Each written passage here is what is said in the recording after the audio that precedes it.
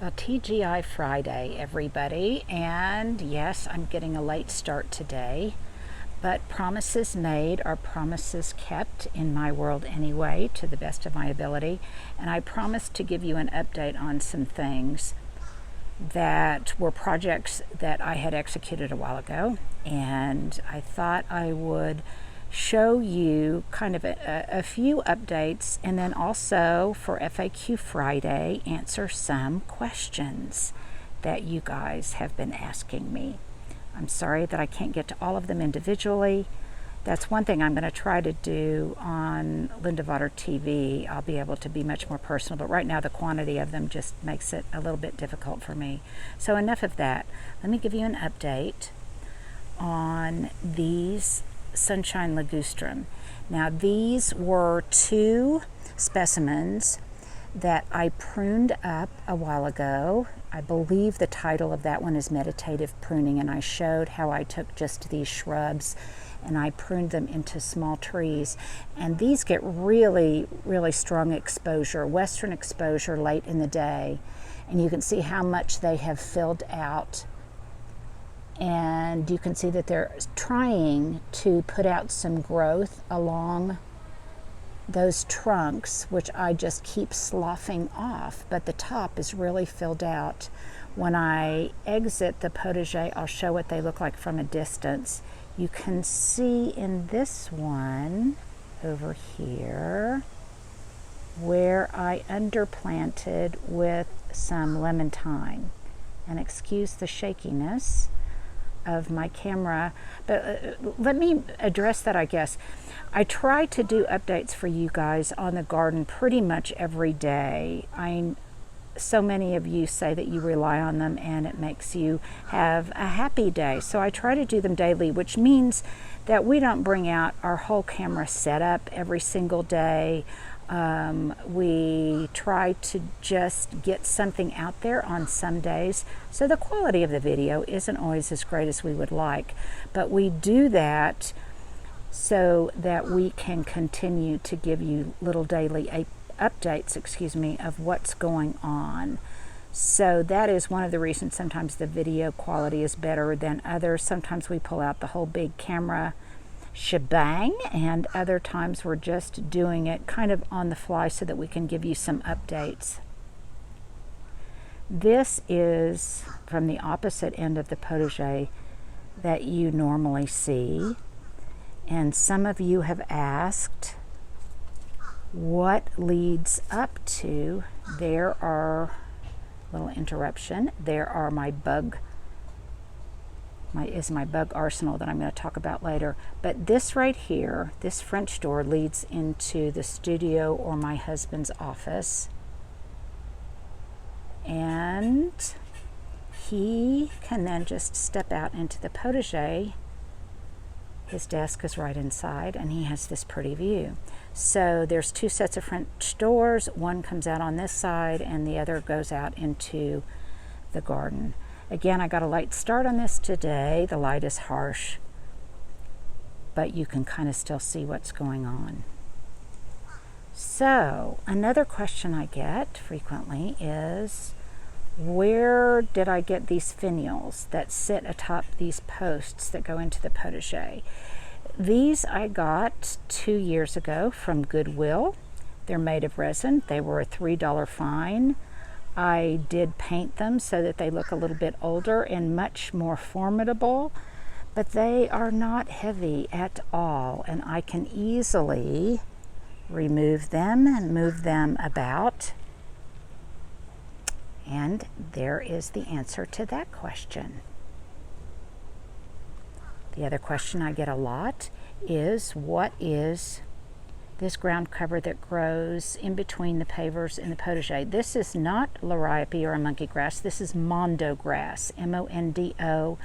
It is a wonderful ground cover, and I'm going to do a whole video on nothing but my favorite ground covers in the future. But you can see that it just grows very neatly and tucks in perfectly between these flagstones. I've got it on this side, and I've got it over here on this sunny side. Now if you'll notice this area next to the hose that's in the intense sun, see how it's starting to brown? That's because it's summertime. It gets extremely hot here, and it does brown in the summertime, and then as the temperatures begin to cool and the rains come back, it greens up again. So normally on that side, it is in an environment that is much harsher than it is on this side, so this stays green for a while. And I do keep it watered to keep it alive, but the browning doesn't even bother me that much. It's just a sign of the passage of the seasons. Someone had said, why don't I prune back my fig trees for more production? And part of that, I'm just going to put that on hold. That is a topic that I will discuss in much greater depth a little bit later, but it's a very interesting topic. That plant there, many of you have asked, is a vitex, and it is planted in the ground, not in a pot. When I do my garden tour of this room, the kitchen garden, the kitchen room, the potager, I will share a lot more information about all of this. Those golden variegated plants in the middle, in between the wintergreen boxwood, that is golden leaf duonomus. And I am considering removing it, and I'll discuss that a little bit later, along with some issues it's been having in the back. So I'll leave that for another time. Again, I apologize for the harshness of the light. I normally try to get out here earlier, but I had 2 unexpected visitors to the garden this morning. A lovely friend of mine who worked with Oklahoma City Beautiful for years, and she brought her niece with her who is starting to get into gardening. Here's another one of my ground covers I really like. That is a juga. Some of you ask about the gravel, and do I have the gravel as a mulch in the entirety of my garden beds? And I don't. It is just about in the front third, and then you'll see in the back there's just a little bit of it, but it kind of just fades away. I use it primarily in the front because it's in between the pavers and the flagstone.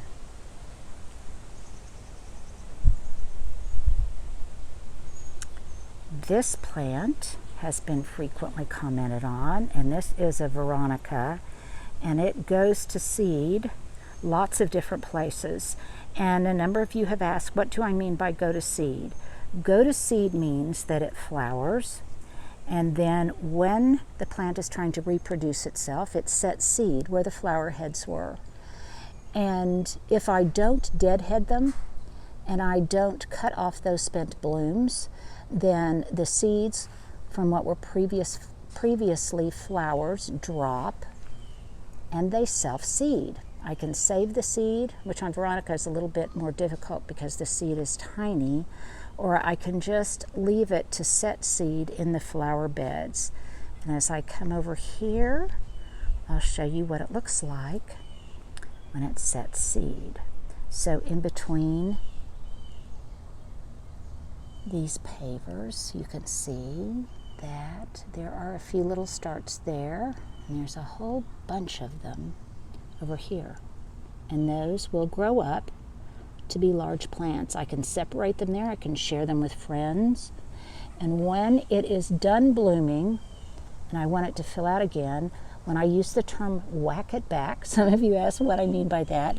This is what I mean. I had a tall stand of Veronica. It looked like this.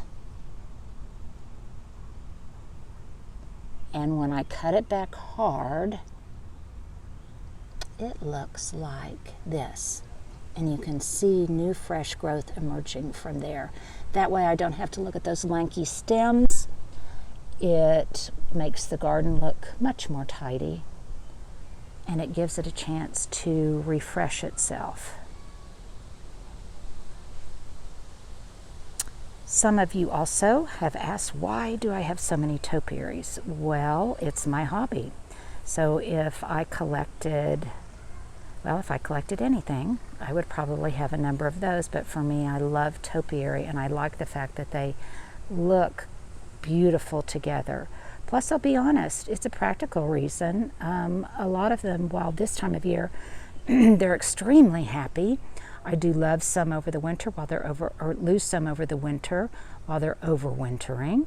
And so to keep my inventory at a certain level, I'm constantly replenishing them.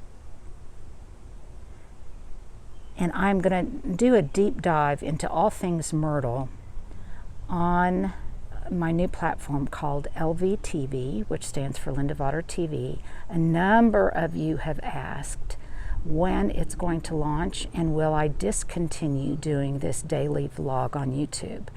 And the answer is no. We will continue to do YouTube.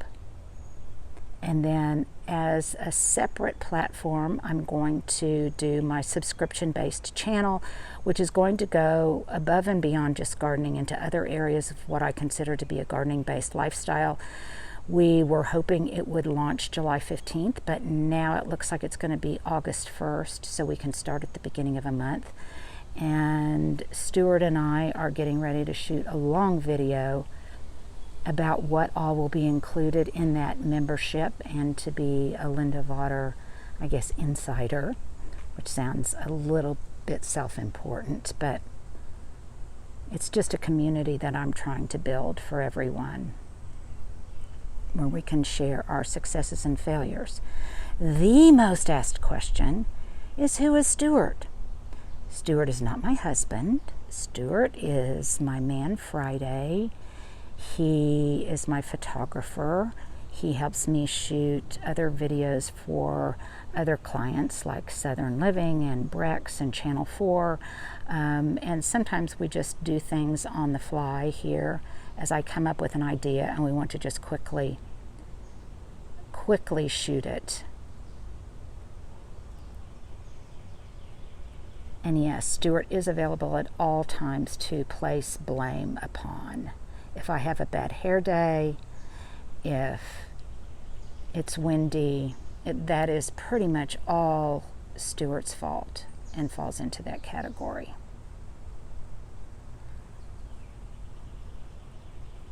My garden furniture, you ask where my garden furniture comes with. My garden furniture comes from all different places. The chairs in the front and this garden bench over here in the shade is Smith & Hawken, and I ordered it online. Yes, to everyone who asked, these are Annabelle hydrangeas. And yes, I will do a video on how to prep them for when I bring dried hydrangeas indoors. Yes, I will do that.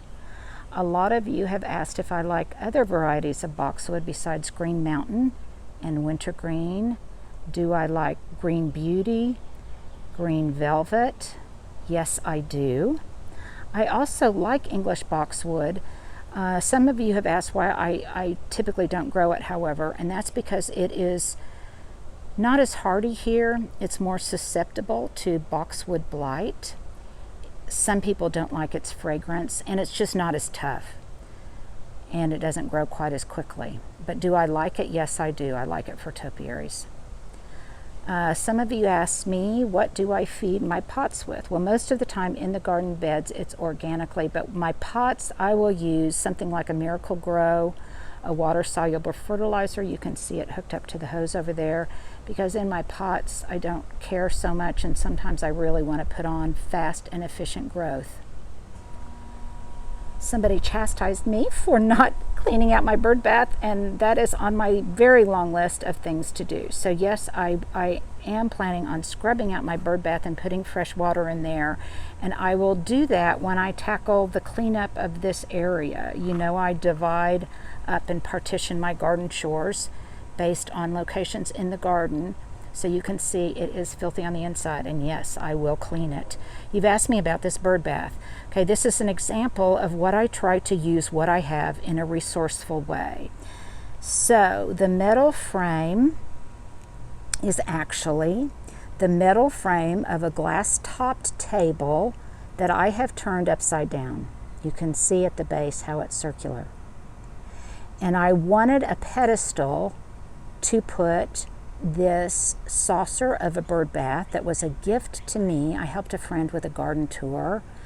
It is really truly a work of art, and she gave me this as a thank you gift. And I wanted to elevate it so that we could see it from our mom and dad chairs when we're inside. So I did, and this proved to be the perfect plant stand, or bird bath stand for it. And I was able to reuse, recycle, and repurpose something that I already had that was aged. Some of you have asked, why have I not painted my fence in the back? You'll notice that I have stained the entry into the potager and other sections of my fence. And that's because this fence has been in place for a very long time. I love the way it has aged. I like things that begin to look a little bit worn out. Some of us pay extra for the patina that this fence now has. With moss growing on it, it has silvered to a beautiful gray, and I really, really like that. Now, the reason it's not stained is because the stained portions I added later. I didn't originally stain the arbors and the gates into the backyard from the drive. I did that later. It matches the color of the trim on my house, and I made a stain out of it. And if you want to know what that color is, another frequently asked questions, if you follow me on Instagram and you go to my stories, the highlights called garden, there is an image of the top of the can that's got the formula on it. It looks sometimes like it's black, but it's actually a deep bronzy brown. And the exact color is there. But back to the question of why I didn't do the entire fence. Well, mostly because I did this later.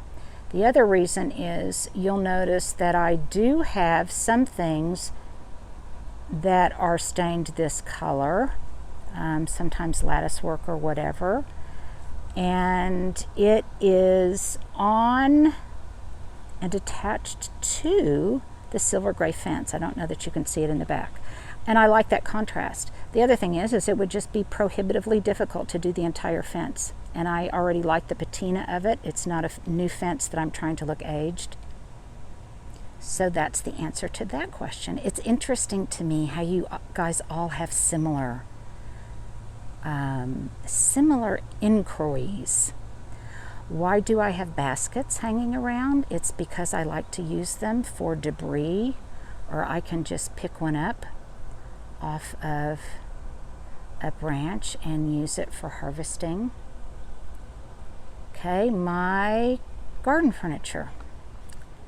These faux wicker chairs are actually outdoor wicker. I got them from World Market a couple of years ago.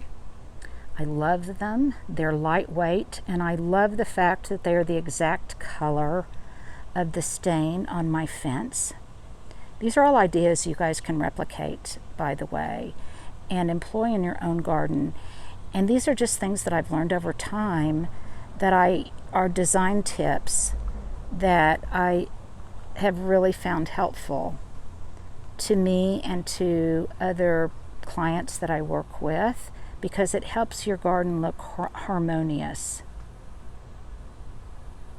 So the wicker chairs come from World Market, and the heavy furniture comes from someplace called Garden Patio. If I bought a new table, would I have a glass top? I probably would not, for a couple of different reasons. One, practically every morning I have to clean it off. And two, because this has shattered before in a heavy hailstorm. Why I do like it is, especially at certain times of day in the evening, I love the reflection of all the green in the glass. Makes me happy. And I like being able to see the metal grid underneath it. One last question that I'll answer is, why do I have so many plants on plant stands in my garden and in my garden decor? For a couple of different reasons. One, I like the interest and the layering that it provides. You can see how much less, I think anyway, visually interesting this tableau on the table would look if these were all on the same level. It also helps me bring in and incorporate hardscaping materials that I have in a... Okay, you guys, I am laughing hysterically because I just did that whole video and it was Stewart's fault because he called right in the middle of it and it stopped the video that I just shot for you guys. And yes, it was Stewart's fault. And so, again, please feel free. Anything that goes wrong today, please blame on him. Mea culpa. Anyhow, back to what I was talking about. I like the way it layers the plants. They're at different levels. I like the way it pulls in the wrought iron I have in other places of the garden. And then a very good garden designer and friend of mine said he loves to use them also because it elevates the importance of the pot itself. And sometimes the pot is so beautiful that you want to make sure that it is highlighted as well, not just the plants. And that's another reason I like these plants that are kind of skeletal. So it highlights the pots and the interesting textures and the plant stands themselves. So that's another answer to your question. And then here is the last one that you guys really had, and I do apologize because yes, we did cut off, sorry, my cord got stuck, cut off the top of this double ball topiary. So I'm going to do this from all angles because some of you will say I can't see the form of it because everything is behind it. So I'm going to show you now, starting at the top that was cut off.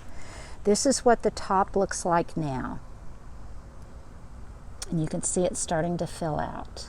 And then this is what the bottom looks like. And I just keep pruning on it.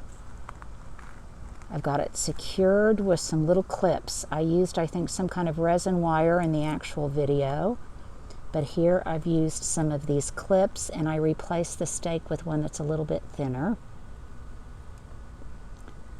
I'll show it to you top down. A lot of you asked, how long will this take to turn into a real topiary? Well, once it gets established in the pot,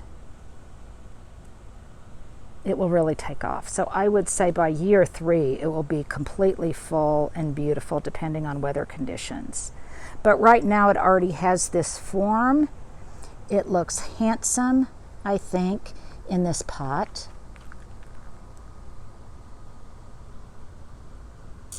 And I'll just wait for it to grow in because patience is all part of topiary formation. So let me give you a complete 360. Someone commented it looked like I was planting it on the edge of the pot rather than smack dab in the middle. And to a certain extent that was true, and that was dictated by the root, the shape of the root ball. And I would prefer it to be right in the middle, but if it's not, that's okay. It will end up being perfectly imperfect. So there is that variegated boxwood that I transformed from a 2-gallon shrub into a topiary. I'll show you it from this vantage point. I only have 2 hands, so I can't put any kind of sheet or my poster board behind it where you guys can see it. But hopefully you'll get an idea. You guys have a great weekend, a great Friday.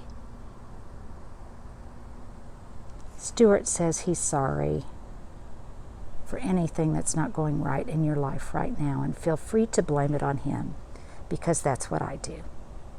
And I'll answer more questions next Friday. Be safe and take care.